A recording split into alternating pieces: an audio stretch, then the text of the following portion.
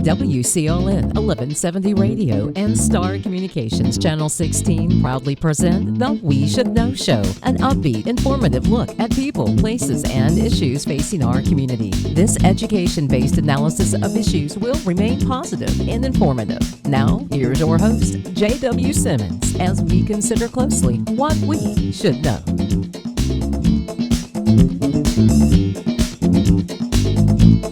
Welcome back, ladies and gentlemen. My name is J.W. Simmons. The name of the show is We Should Know. I want to thank you for being with us today.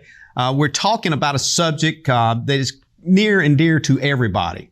Everybody, whether you're 8, 5, 6, 20, 100, whatever it is, whatever you're doing, education is somehow touching your life. And one of the people that you know, and likely a lot of folks knows, is Dr. Wesley Johnson, Superintendent of Clinton City Schools. Dr. Johnson, thank you for coming and sitting down and having a conversation today about education. We're going back to school. You know, if I've heard it one time, I've heard it 1,000 over the past few weeks. It's back to school time. There's everything from backpack buddies going on to people trying to figure out what we need to do. Are the public schools ready for this? To end of grade scores already people's talking about. We haven't even got it in the first semester here yet. So I want to kind of open the show today to give you the opportunity to just kind of talk to us, talk to parents, talk to your teachers, your staff, your students. Let them hear from their superintendent as we start this endeavor of 24-25 school year, what they need to be prepared for, what you want them to know. And then we'll get into specific things, or we'll just kind of follow that path and see where it goes.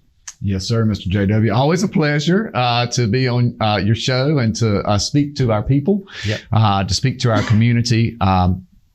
You know, upon starting, I would just say, first off, thank you. We have a very great community, a community that is really involved with Clinton City Schools. Whenever we need something, even before we need it, they are quote unquote Johnny on the spot. They kick in. A lot of local churches have involvement with our school system. Like you said, backpack buddies. We've got other churches that collect school supplies for our students. Our parents, keep us abreast of what's going on in the home. Our teachers and our staff are some of the world's best. Mm-hmm. I shared with you earlier when we first sat down, we're getting super close to having all positions filled. And I believe I used the word to you that was a miracle. Absolutely. And in today's context of education, especially in North Carolina, to be almost fully staffed here before August, that is a testament to the hard work and dedication of many individuals that work for Clinton City Schools and for the environment and the cultures that we're establishing in our schools. So, super excited to be here and spend some time with you today. It fascinates me when you told me that a while ago, I was just kind of stunned because just about everybody talking to in education, it's getting much, much harder to find people not only that wants to go into the field of education, but to actually find teachers. And I'm hearing people saying, well, we got a certain person to come back that had retired and to help us out or to fill in a space. And then I hear folks talking about teacher assistants. What kind of created that environment that you feel like that gave you the ability to have all these teachers in line? Because there may be some other superintendents watch this show and go, how do you do that? Well, I think it goes to what you were just saying there. So we have some of all of those individuals. So we do have some retired teachers that have decided that this is a good gig for them to be back in Clinton City Schools, to be working with our students. I think when you are a teacher and an educator, you have that passion for life. Mm-hmm. You have a passion to assist. You have a passion to help. And when you see that there's a need, you kind of want to, rise to the occasion. And of course, being an educator doesn't just encompass just teachers. Mm-hmm. So as you said, we have instructional assistants. When we did a little audit of our instructional assistants, we noticed that several of our instructional assistants had 4-year degrees. So we just started or initiated conversations with them. What would it take for you to think about taking a position as a teacher, in our district. And so we started having some of those conversations and getting them to think about maybe going back to school or to get a certification or a license in teaching. And so we've actually been able to assist numerous, I don't even want to name how many, I have no idea, numerous teachers and educators within our system to go into, teaching certification or to go into programs that lead to teacher certification. Mm-hmm. One thing that really enhanced us also was a place I believe you've got a former history with Sampson Community College. Absolutely. And they became an educational preparation program, an EPP is what they're called. And they actually hired one of my employees, Wandalyn Lynn Sankey. Mm-hmm. And she is working there at the community college with individuals who are interested in getting a K-6 licensure. And then, so if we have instructional assistants or other educators who want to go back to school, they can work there with Ms. Lynn Sankey, and I think it's a 2 to 3 year program. Mm-hmm. And then they can be fully credentialed to come and teach within Sampson County Schools or in Clinton City Schools. And we're real excited that we formed that partnership with them. And there are other EPPs, Fayetteville State and some others that assist us with the needs that we have to get teachers into the classrooms. One of the things I've looked at, and I know everybody probably listening maybe has done this, and I know you have, I look at that budget every year and I see the big chunk, and this goes probably for every county and the state as a whole. A big chunk of that budget, the majority of that budget is built around education. Right. But then when I look at some of the data, North Carolina is not at the top of the list with education. Am I to read into that education and money is important, but money does not drive the quality of education? Help us understand that picture that we might have in our mind and figure out what if we're doing wrong, what we need to do better. That's a great question. I think back, I told you also that we participated in summer leadership week before last, and one of the things that we discussed in summer leadership was we were to propose what a perfect school system looks like. Mm-hmm. And so all of us, every single one of the groups that were in there were educators, there were teachers, parents, community members. We all said, or one of the context was unlimited resources. So to sit here and say that money is not important would be improper and wrong. Absolutely. Money is important, and it does help, but it's not quintessential to a successful school district. A successful school district starts with people. It starts with students. It starts with a community. As we remember, we started this segment with me talking about how invested our community and our parents and our staff is into the work of Clinton City Schools. Without that, you will not have a successful school district. So we have a lot of great staff members, parents, community members that are invested in the work that's happening in Clinton City Schools. And because of that, we're successful. Now, but it does take money, as my dad would say, to make the world go around. Mm-hmm. And so if you're not getting those resources from state, then you have to look at other opportunities for funding. And so a lot of that has to fall on the back of local. And I want to say our county commissioners have done a great job with doing all that they can to provide resources and funds to both Clinton City Schools and Sampson County Schools. And we utilize those funds to provide additional supplements or additional things that our teachers need. But yeah, more money is always needed, and it would be better if our teachers were paid for the professionals that they are. Mm-hmm. And so I'm a strong advocate for paying teachers, more money. You'll see the billboards now when you ride down the highway about pay teachers more. Teachers do deserve more. I mean, they go to school. They're professionals, and they're working hard, not just from the 7:30 to 3:30 time, but they take a lot of work home, a lot of grading type of work, a lot of planning. And so I do believe that we need to pay our educators more. Well, since you brought up teachers, I want to kind of dig into that a little bit. Two sides. One of them is that I've often heard people say, yes, teachers need more money, but teaching is a calling. Education is a calling. It's not something that you can find somebody, even if you gave them 6-digit income or whatever, just an unbelievable salary, they still might not be good for that particular professional job. Do you see the gradient there between people that find that as a calling? Is there less people finding that as a calling to do that's willing to step up for that $50,000+ a year, which a few years ago was quite a bit of salary? Today, not so much. But is that something that the problem is that people maybe are not looking at that as something that they feel compelled to do? Yes. Holistically, I would say the answer to that question is yes. I mean, you just look across the state and we have a lot of good relationships with university partnerships and university partners. And if you go to their schools of education, yes, you're going to see less than numerous students, in that field. One of the things that we've been able to do in Clinton City and across the state is a lot of grow your own type programs, where we're growing our own programs, not only with our instructional assistants and other educators like I talked with you earlier, but also with your students.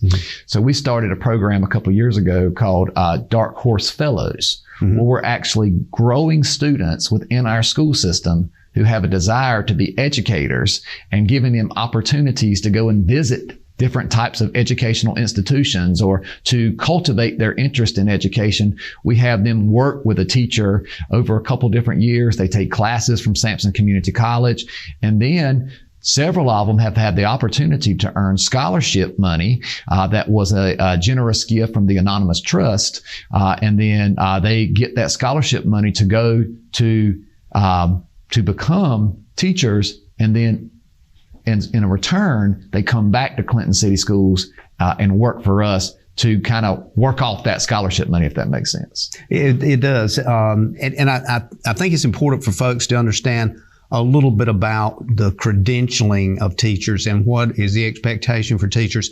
So when we come back from this break, I want to try to get into that area for a moment. As I introduced you, is maybe for you to speak to potential educators for the teachers that are already there and kind of refresh us as we go into this 24-25 school year as to what you're looking for teachers. It's what your expectations are for those that already work for you with the Clinton City Schools. So we're going to take a break and we'll be right back. Ladies and gentlemen, stay tuned. We're talking with Dr. Wesley Johnson, Superintendent of Clinton City Schools, about things that are happening to you and to your children and the folks in this community. We'll be right back. Computer viruses, malware, and ransomware are out there. They're dangerous, and they can steal your identity and damage your equipment. Star Communications is now offering Protect IQ. This service adds an extra layer of protection to every device connected to your network. Working quietly in the background, Star can help you protect yourself from the inside out with Protect IQ. Call Star today and take advantage of this free service when you sign up for whole home Wi-Fi with Star Communications. How can your friend save you money? It's easy. Refer a relative, coworker, neighbor, or friend to Star Communications. Friend signs up for high-speed internet service. Friend's new account is confirmed. Friend gives your name to our service representative as the one who referred them to Star. You receive a $30 internet credit. It's just that simple. And even better, receive a $30 internet credit for every referral that results in a new confirmed account. High-speed internet from Star Communications. Refer a friend today.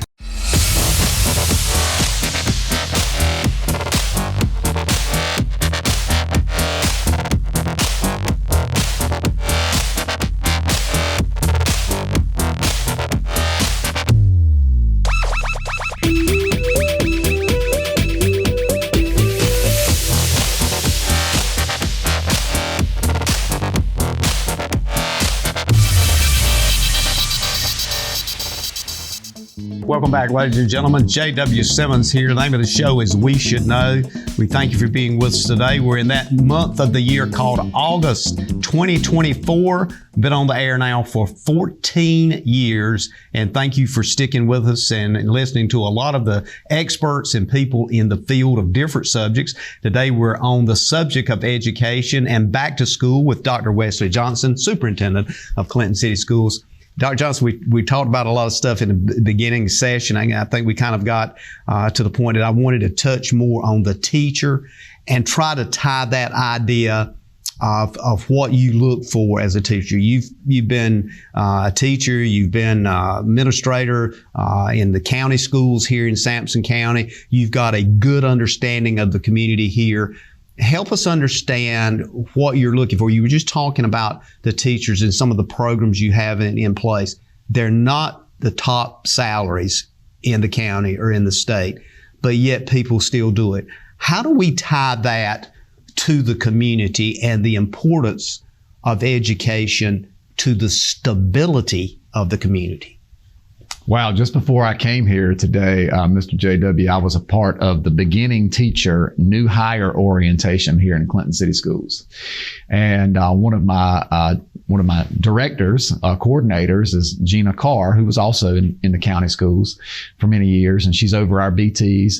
But she asked the group, I want you to think of one job that a teacher did not lead to or inspire that individual into that job. And so we were all thinking, and that was a part of the conversation that we were having with our new beginning teachers, and they really couldn't come up with one. And so I guess they turned to the veteran, me, 27 years, the leader, and said, can you think of one job that a teacher hasn't had an influence over that individual? And the answer for me was unequivocally no. I mean, teachers inspire everyone. Teachers inspire the generation. Teachers inspire the next generation. They inspire president. They inspire governors. They inspire board members. So they have a most impactful, most significant, and most important role. And yes, I do think they should be paid for that. Now, I don't think that we're ever going to get to the pay that we all feel that probably teachers deserve. I mean, we're educators. Yes, absolutely. But just the respect, you know, and I do think that it's coming back. I think there was some time previously, maybe in the last decade, where teachers weren't respected as much as maybe they are even now. But teaching's difficult. Everybody sends all their kids to school. I mean, they don't just send the good kids to school. Every kid comes to school. And so, within the community, it's our job to educate. It's our job to do all the different things. As we were talking, earlier during the break, it's foundational that we provide nourishment to these kids, food, where we got nurses at the school. We have social workers at the school. We have guidance counselors at the school. So that within a broader context of education, it is the community. I think that's what you're trying to ask me. Absolutely. But it is the community. It's who we are. It's as though if education disappeared, there would be some sense of disorientation of what the community is, the gravity that holds it together, because you lay out through those lesson plans, through those different subjects, to the response to the question that you said that everybody was asked. I don't know of anything that education has not been a part of somebody's life moving forward. With that said, I want to transition a bit to the kind of demographic the educators are having to look at. When I say having to look at, that they're now exposed to, because it's far different than folks my age or people, 10, 15 years, 20 years younger than I. It's far different, even from just 5 years ago. That demographic of people that they are dealing with has changed in the sense of what their expectations are. Right. Yeah, Mr. JW. And that's one thing that I think that as a member of this community for many years, and not every superintendent is, I'm very, very thankful, very blessed to have the opportunity to where I've done my whole education within Sampson County. Now, I've been in both systems, Sampson County and Clinton City Schools, but I'm getting ready. If you can believe this, we were talking about this at home the other day. I'm getting ready to start year 27.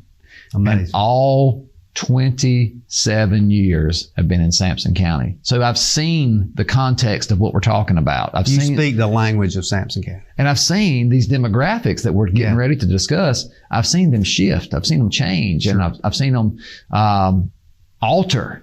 I really noticed it first and foremost, Mr. JW, when I was principal at Hopton. And I was in that district for a decade. Started at the middle school, was there for 3, and then I spent 7 at the high school. And I noticed how the demographics were different. Mm-hmm. But I also noticed how the top 10, we at that time, we do similar. We now have, we do like the university, we have like Magna Summa, but at that time, at Hopton, we were just recognizing the top 10 graduates. Mm-hmm. And what I noticed is the demographics started changing within our top 10, the 7 years that I was at Hopton. And I noticed that we were now having more and more Hispanic Latino individuals that were part of our top 10. And that got me to thinking, well, just how's the demographics changing? Because if you don't really study the numbers, I don't know that you just get it by just looking or by context. I think you really have to look at the numbers. You can't process it that quick. Right. And so that's where I really first started noticing it. And so I did the same thing this year at our summer leadership that I was just sharing with you. Now that I've been the superintendent going on my 7th year here in Clinton City, I just put up the demographics. I actually went back for the last 9, and I put up the demographics and the differences that have changed in Clinton City over those 9 years.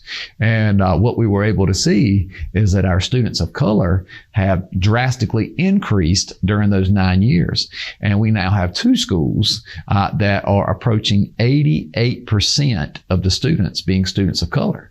And we also noticed that our Hispanic Latino families became the majority population around 2019. And so now we have 2 schools, LCK and Butler Avenue, that are approaching 47% Hispanic Latino. And so that just changes the whole context of education, and then how we have to quote unquote do school, has changed as well. It's really amazing when you hear those numbers, and of course there's a lot of that in print, and you see it in print. It causes you to question the very definition of what minority is versus majority. It's almost like the world has just flipped upside down. And if you're a white guy with blue eyes, you're in the minority. You just haven't realized it yet. Right. I mean, right. Especially in the educational context. Absolutely. Particularly education. A public education. And you've got to adapt to that, and your teachers have to adapt to that.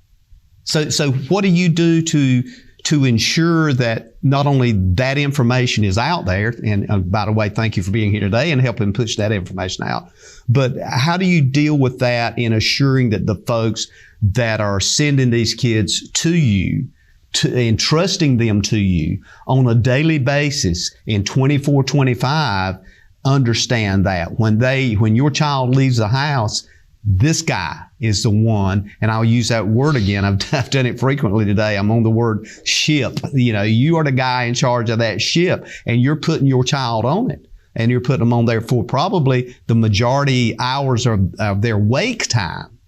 That's huge. That's a huge idea to just think about. Yeah, it is. And I think it goes to a couple of different things. I think it goes to trust. And it goes to this community awareness that I talked about, and we continue to talk about. And I think we're going to continue to talk about it throughout these next several segments, because our community is just so, inspirational and such a part of our school system. But I use the word trust because it's so important as a superintendent that you work to develop that trust. Trust within the local context of the community of the school as well, of course. But 2 things that I do that I'm not sure every superintendent does is the 2 words that come to my mind when I'm thinking about trust is transparent, and visible. So I'm not a superintendent who's in my office. I'm rarely in my office. So parents, if you come to my office, you're probably not going to see me. Right. I'm in the schools. And because I'm in the schools, I establish that trust with my teachers. I establish that trust with my students. I read the other day to a group of 3rd graders at our Read to Achieve camp. And I said, how many of you have seen my face and know who I am? They all raised their hand, every single one of them. Then I said, how many of you know what I do? Nobody knew. Exactly. And so it's important that you're visible. It's important that you're transparent when you're having those conversations with your community, that you're sharing these types of numbers that we just talked about, so that they know that the schools have changed, and the way that you do school has had to change as well. And I think what it does too is you set an expectation that not only are you there, but you are part of that greater dynamic of a community. You understand the community. I mean, you're very much involved in different athletic sports. You're involved in other community activities, and folks know who you are. So when we come back, and this, of course, every time I have you on, I always, anything in education, I always say we need several semesters here rather than just one 50-minute content time. But I want to kind of get into some of those issues of governance and how that impacts what a superintendent's capacity is, capability is, and what those opportunities are. Because you do work for a group of people that set quote policy and governance standards, and here's what we want to accomplish, and you go for that to make it happen. And I'm sure with your school boards you have input, but I want to talk about how critically important is that, because sometimes people don't see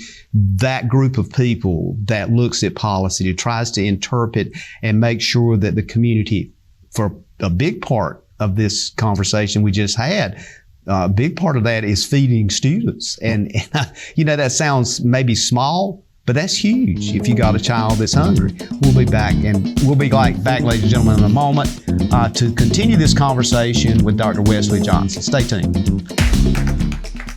Providing fewer commutes, more backyard offices, and crystal clear meetings. Providing less, you froze up, and more presence in your presentations. Providing a better internet experience. Providing possible.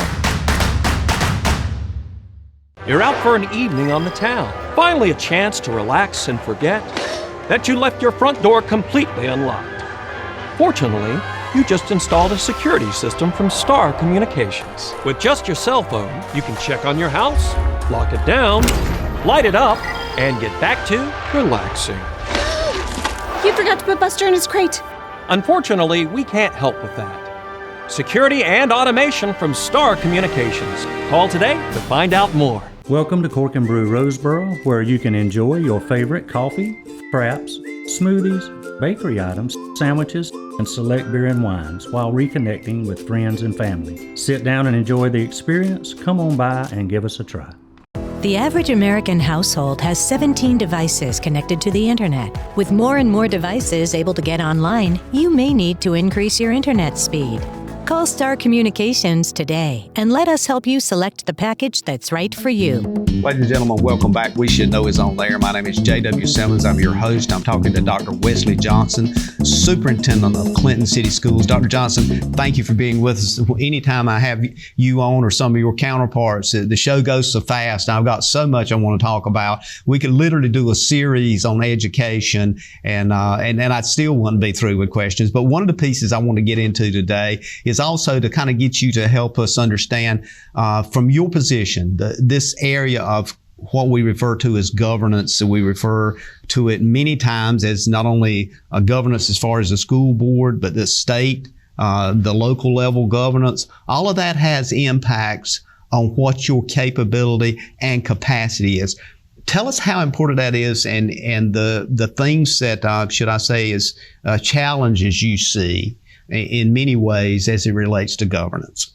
That's a great question, and I'm glad we're going here, because I don't even think I've mentioned the Board of Education, in our first two segments. So the Board of Education to the superintendent is his lifeblood, or her lifeblood.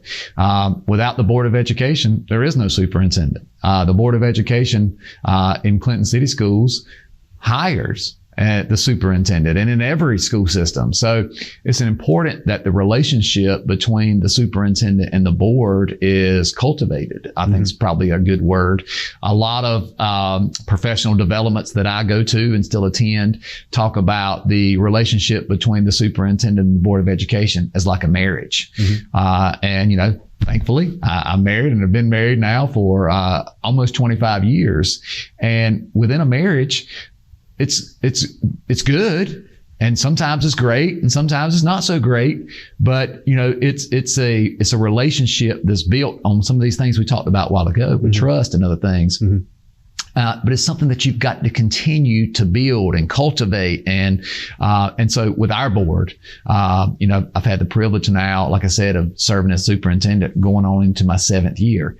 And there has been a little bit of board change or board shuffle, but there are still several that were on the board when I became the superintendent. So the relationship between the superintendent and the board is essential on the foundational fundamental roles of education and what I'm able to do. Thankfully, we have a fantastic board, Mr. JW. They allow me to do my job. They allow me to govern the day-to-day operations of the school. And I think that's important that the superintendent has that ability to work and to operate the day-to-day comings and goings of the school. The school board helps to set policy. They help to set procedure. They help to set direction, vision. But if they are, quote unquote, in the weeds of running the school building, it's going to be difficult to get anything done. But we have a incredible school board. I'm glad to know and work with all 6 of those individuals. And most of the times we agree. And if we don't agree, we work it out, and we do, because we can agree, all of us, that we're here for the right reason. And that's to educate students and to get them to their brightest futures and to make them grow them into better citizens here in our community. And we're talking about jobs here that often goes unnoticed. When people devote their life or part of their life to being in a governance position, that's huge. And oftentimes when I see some of those folks, and I've done this in the past, just stop and say, I appreciate what you do. Thank you for doing that. Do you feel like there's enough folks willing to step up and take on that role? And do you look at the future? Are we headed in the right direction? And yeah, I'm slipping kind of toward charter schools and things now. So I'm thinking, there's a whole nother kind of identity that's started to come forward here in the state. And a lot of people are taking advantage of that. But at the end of the day, these folks are part of the community. They're part of the people that says, well, this is what we want to see accomplished. You're the guy oftentimes that's got to say, that can't happen. We don't have the resources. It would be great if we could, but we can't, it's everything from being able to pick children up. And I've looked at Raleigh and different places. They've had some tremendous issues with just bus drivers. Right. And a lot of people don't see that as part of the process, but that's still under your umbrella. Yeah. So there's a lot that you just unpacked there. Is there people willing to step up? I think that's kind of where you started. Absolutely. So within our community, we have, again, a number of individuals that perform different roles and responsibilities. I'm thinking right now, things that are coming to my mind are like our PTSOs, parent teacher or student, organizations, our athletic boosters. We've got all kinds of individuals that are overseeing our fundraisers. So we do have our community. Again, I cannot say it enough. They are very instrumental in the success of our school system. I don't know that people understand how difficult a job it is to be a school board member.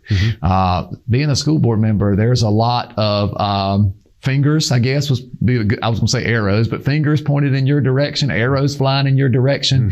And you have to know which ones to grab and which ones to dodge. Accountability issue. Yeah. But I think one of the ways that we're most successful in Clinton City Schools is because we keep the focus on the students. That's been done here in Clinton City Schools for numerous years. Clinton City Schools has a very rich history. I think it dates back nearly 200 years.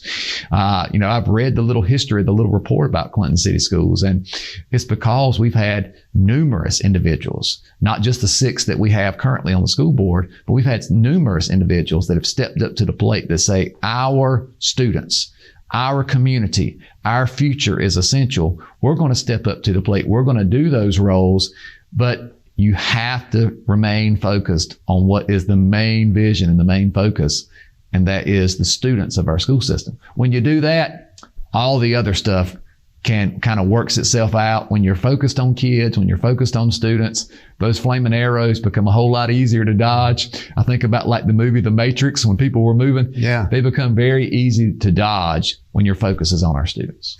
It's interesting also, and I think part of this thing under governance kind of got a hit back in 94 with Leandro, and we've talked about this on this show before, and I want to kind of put part of this to rest if we can, but Leandro has progressed over a period of years now, and even going through a number of court trials. The most recent, I think, was this year, and as I understood that particular case, the determination was that no, the court can't override whatever the legislative body puts in statute. But yet that doesn't take away the very reason Leandro was started in 1994, which was about this kind of parity of fair education and fair funding and that kind of thing. Is that something that is now off the map? What do you see is the word Leandro? Are we through with that? Is there something else that's going to come on the horizon for schools in rural areas that need additional funding? Because many people go, well, you know, my child went to school in Raleigh or Durham or somewhere, and they don't see that there's no way we can compete with that as far as local budgets. Wow. There's a lot, again, with that one, Mr. JW. Leandro, we've been talking about Leandro, like you said, on this show ever since I've been superintendent, but they were talking about Leandro when I started in 1998. Yep. So the premise behind Leandro is that rural schools would be given the same opportunities and maybe equalness as other more rich or more affluent districts. Mm-hmm. But we talked earlier before we started the show about equal versus equality. Yes. I think we can amass an equality education, but we're never going to amass an equal education, not within North Carolina when you look at rural and affluent school districts. I think we've started the processes and started the steps down the right road, mm-hmm. but there's just so much more that we can do. And as you and I spoke about, mm-hmm. One of the things that's most essential is ensuring that our students, the students in Clinton City, the students in Sampson County, have the same access to the word opportunities that you and I talked about, mm-hmm. that they have the same access to opportunities that kids from Asheville City, Wake County, Chapel Hill, Carborough. So if we can provide the opportunities for our students to have those same opportunities, then we'll be impactful and successful. So to kind of tie this together, so what I hear you saying, it's important for folks to understand that it's not where you're from, it's where you ultimately end up landing. So you may be from a rural area in the state, you may go to a rural school in a rural area in the state, but you could also then end up being in a very prestigious or very high decision-making position. My experience is education. I've had folks that I've talked to as they go through the system, and all of a sudden I see them end up as professors. Right. I see them end up in university systems. I see them end up on school boards, and I look back at it and go, I never thought that trajectory was there. But what you're saying is that our schools can still give them that, even though Leandro's kind of been put on hold. Absolutely. I'm thinking of an individual from our last year's graduating class, 2024 class. She received a Moorhead Kane scholarship, from Clinton City Schools, mm-hmm. from a rural school system. She's going to do great and wonderful things. I think of another young lady who came from Honduras in 9th grade to Clinton City Schools, spoke zero English. She just graduated and earned scholarship to Hollins University and wants to be an immigration attorney. These types of individuals that I'm thinking about are examples of how the public education is leading and inspiring into this next community. it's a wonderful thing to just know that capability is there, and that people, and I think the opportunity is always going to be there, but you've got to have the willingness to dedicate yourself to it. We're going to take a break and we'll be right back. Got a number of issues I want to touch on very quickly. Ladies and gentlemen, stay tuned. We'll be back in a moment. We're talking with Wesley Johnson about public education right here in the city of Clinton, North Carolina. Stay tuned. Experiencing slow internet? If you have a fast internet package, the problem is most likely your wireless router. With more devices using Wi-Fi, your wireless router may not be able to deliver the speed and coverage you need. We now have the leading solution to enhance your internet experience. Using small devices in a mesh network, these Wi-Fi appliances cover just about any size home so that all your devices can operate to their fullest potential. Whole home Wi-Fi from Star Communications. Get the most out of your internet connection. If you run a business, you need sales. To get sales, you need customers. To get customers, you need exposure. Let our team of experts craft and produce the perfect video ad to reach your intended audience while making the most of your advertising dollars. Call 1-800-706-6538 or visit starcom.net to contact our Star Communications production team and get your business moving to the next level. Ladies and gentlemen, welcome back. J.W. Simmons here, your host. The name of the show is We Should Know. We're talking education. We're talking back to school with Superintendent of Clinton City Schools, Dr. Wesley Johnson. Dr. Johnson, thank you for being with us today. It seems like time goes fast, and we spent a lot of time talking about a lot of things, and I want to kind of get into some of the things that, again, that folks might need to know from you, and part of that is looking at things like the school calendar, things like facilities, things like what the expectations are that you have for students, to include some other things I want to get into. So I just kind of start with that. We're looking at August. We're here now at that precipice of people getting on the bus, or like most folks, a lot of folks now is dropped off at school. When they hit that school ground, what's different this year? What should they expect?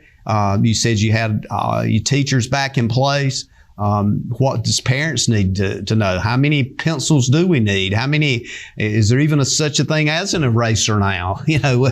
Help us understand that very quickly. Yes. So one of the questions I was asked this morning by one of my beginning teachers was, are you looking forward to the school year starting? Mm-hmm. And I said, absolutely. Every year. And that's why I still do what I do. If I wasn't looking forward to the school year, it would be time for me to look for a different job. Mm-hmm. So no, I'm excited. I'm excited about the 24-25 school year. It's hard for me to even say that. When I started back in 98, to think that I would still be doing this in 2024 seems like, something that I wouldn't in the back of my mind. But yes, so our calendar in Clinton City Schools, we have done a great job with our board and with our staff to establish what I think is a very a calendar that's appropriate, because we want to make sure for our high school kids that we are aligning our school calendar with the community college calendar. Mm-hmm. So we actually start August the 12th, and we get out somewhere around the end of May. It's the Friday before Memorial Day, I think maybe like May 23rd. And what I'm excited about this year, Mr. JW, is that for our students at the high school, they will have an equal amount of first semester days and second semester days. So we'll go to school for 78 days first semester, and 78 days, 86 days first semester and 86 days second semester. And that was one of the real reasons that drove our calendar. Mm-hmm. So yes, I mean, it is important that our students have the resources that they need to be successful in the classroom, like paper and that kind of stuff that you mentioned. We do some things with technology, such as Google Classroom. Mm-hmm. But yes, they need paper, they need books. Thankfully, as we talked about earlier in earlier segments of our show, we have a community that helps us with those things. I don't want any parent to feel that if they don't have the means or the resources to get those items, we'll help them get those items. Our local churches will help them get those items. Our local community, our different organizations, will get them the items that they need to be successful, but they have to let us know. But yeah, super excited about starting the 24-25 school year. One of the things that strikes me too in this conversation is that we learned so much in 2019 as we went through this whole COVID thing, and the dependence on technology was just all of a sudden amplified. And a lot of educators are telling me that they're still trying to catch up from that and trying to move forward from that. Two particular things. Where are we now as it relates to digital learning, and how is this whole new world, should I say, as it unfolds with AI impacting that? I think digital learning has to be a part of the educational system. I mean, without learning digital tools and responsibilities, I think that's essential, is understanding the responsibilities of the digital world, digital platforms. So we try to teach that first. What are your responsibilities within your digital footprint, your digital citizenry? So, we are part of a community here in Clinton, but you're also a part of the world, and the digital piece can be global. And so we are preparing students for jobs that may or may not even exist now. We're preparing students for jobs that may or may not be in Clinton or Sampson County. They may be in a different country. And so we have to utilize and teach with those approaches, but it can't be our sole approach. It has to be a portion. So you don't use technology to teach. You teach and use technology as a tool to enhance the instruction that you're providing to students. So it's not technology driving the instruction. It's instruction that's utilizing technology to drive where you want the kids to go, and to share with them about those responsibilities and those ways to use technology and to use it to enhance what you're doing in and out of the classroom. When you look at AI, alternative intelligence, the dynamic of that, do you see that as a tool for enhancing the education process, or do you see it something as kind of a cloaked way that maybe folks could use that, an alternative to say, here's my report, and it was actually generated with AI? I mean, I'm just kind of getting to the nuts and bolts here very quickly. Well, if I again, as superintendent, as an educator, I know you are as well. Yep. I don't think that we can just turn a deaf ear to AI. Absolutely. We have to see how we can use it. We got to again teach the digital responsibilities of AI. And I know we've signed an agreement, at the constitutional level or the government level, but we've got to teach the responsibilities of using AI and how to use it correctly. I think AI is a tool that's going to be around probably for a long time, maybe for, forever. And so, I think AI is important, and I know that I've seen AI and teachers utilizing AI to assist with generating lesson plans. We've got a lot of new teachers we talked about earlier in this segment, some of them that don't have the history of being a teacher, so they can go online and they can ask the Google Assistant or whoever to help them in generating this lesson plan on World War II. And it would be right there at their fingertips. But then you just don't use that as yours. You've got to get in there and, look through it and fact check it and all that kind of stuff. That's what's important to learn those types of things and to teach those things to our kids. A couple of areas I want to touch on that I think is critically important, and folks always look at this as going back to school as part of our society, and this is the whole idea of safety for our children. I know we've got Clinton City's police department is paralleled, and they've got an excellent group of people there with SROs. Do you feel comfortable this year? Is there any, should I say, page unturned that you haven't looked at? I'm sure you've looked at a lot of stuff.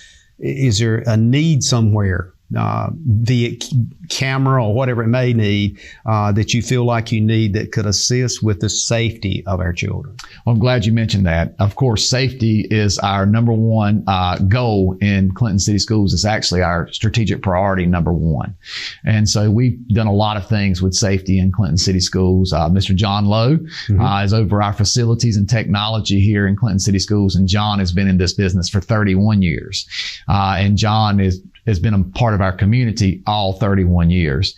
But John has written grants. John has worked to get additional resources into the hands of our school system so that we're able to have cameras, and not just any camera, but 4K cameras that capture things that are going on in and outside of our buildings.